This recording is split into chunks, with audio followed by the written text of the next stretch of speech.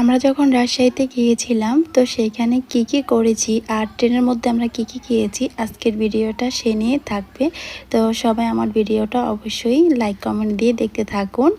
তো আমরা সেদিন যাব হচ্ছে গিয়ে রাজশাহী মেন শহরে। আমরা বেড়াতে আসছি নাটোরে। তো নাটোর থেকে আমরা ট্রেনে করে চলে যাচ্ছি রাজশাহীর পথ ঘাটগুলো এত বেশি সুন্দর আর এত বেশি ক্লিন।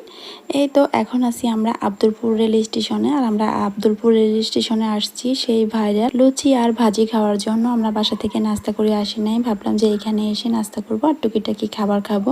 চলে আসছি আমরা রাজশাহী। আর রাজশাহীতে এসে অনেক বেশি ঘোরাঘুরি করার পরে আমাদের খিদা লেগে গেছে। তো আমরা সবাই মিলে খেতে বসে গিয়েছি। আর এই খাবারগুলো আমরা বাসা থেকে রান্না করে নিয়ে আসছি।